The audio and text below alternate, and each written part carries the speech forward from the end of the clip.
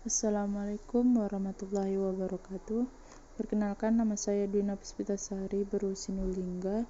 Saya dari Prodi Farmasi Klinis ingin membagikan teori tentang kanker serviks atau kanker leher rahim. Kanker merupakan terbentuknya suatu jaringan baru yang kemudian menginvasi dan menghancurkan jaringan sekitar yang masih sehat. Pada keadaan kanker, sel selaput lendir serviks melakukan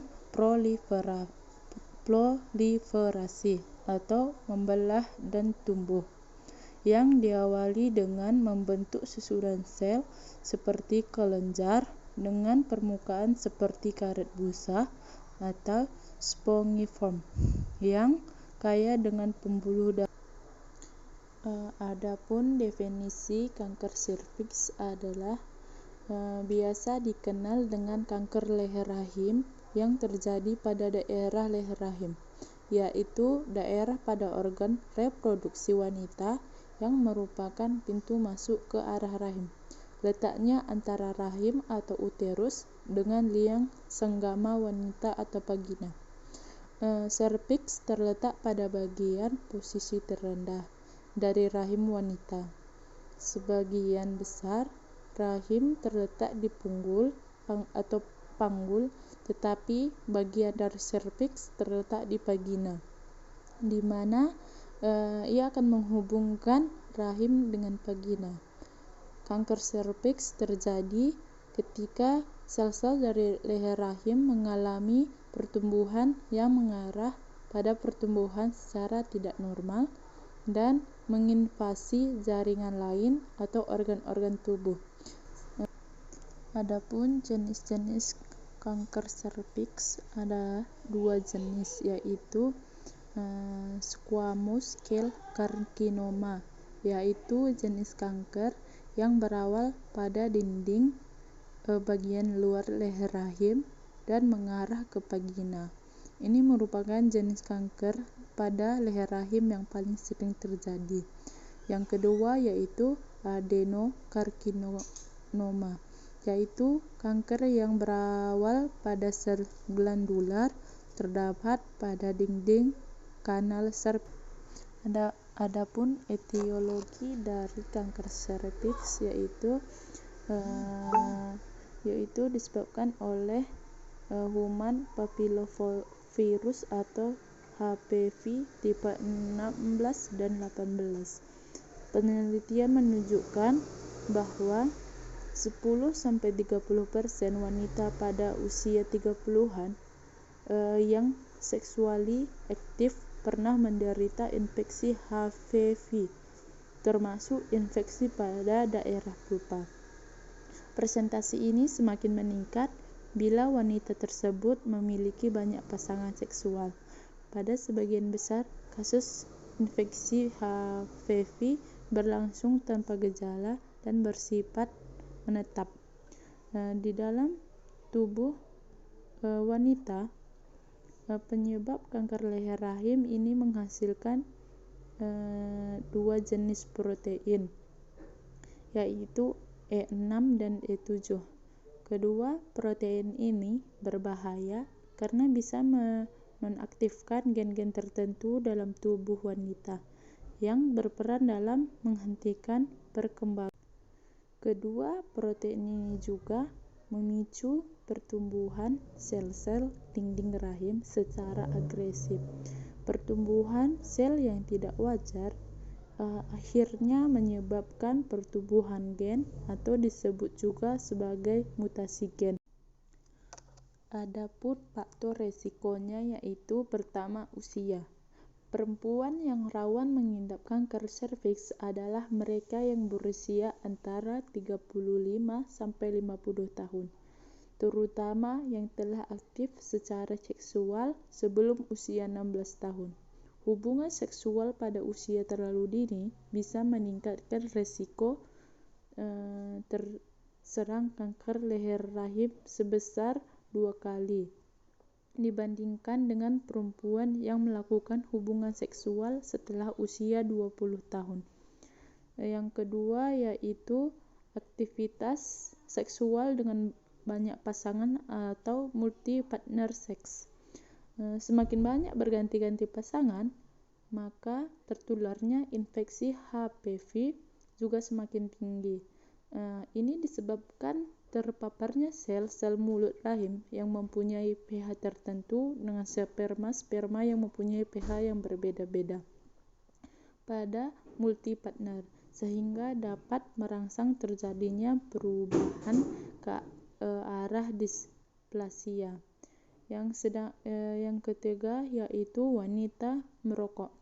Merokok dapat menurunkan daya tahan tubuh. Ada banyak penelitian yang menyatakan hubungan antara kebiasaan merokok dengan meningkatnya risiko seseorang terjadinya penyakit kanker serviks. Salah satunya adalah penelitian yang dilakukan di Karolinska Institute di Swedia dan dipublikasikan di British Journal of Cancer pada tahun 2021.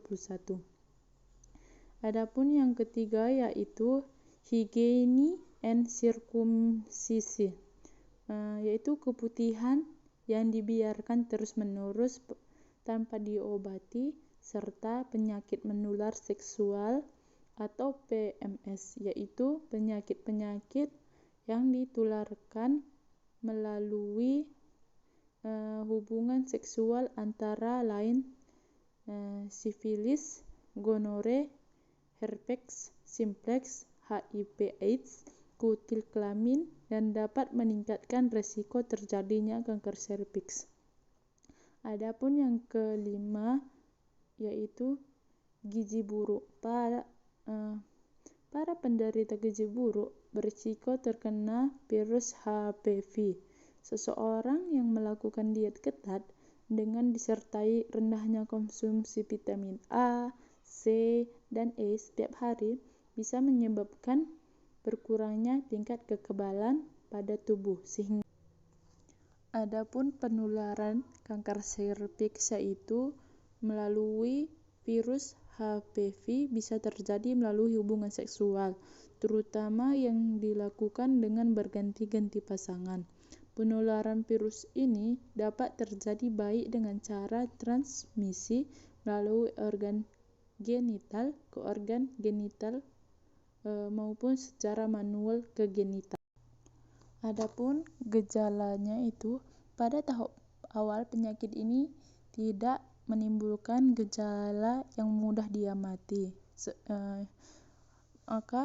Sebabnya itu Anda yang sudah aktif secara seksual amat dianjurkan untuk melakukan tes pap smear setiap 2 tahun sekali. Gejala kanker serviks tingkat lanjut yaitu munculnya rasa sakit dan pendarahan saat berhubungan intim atau kontak bleeding. Yang kedua, keputihan yang berlebihan dan tidak normal. Yang ketiga, pendarahan di luar siklus menstruasi.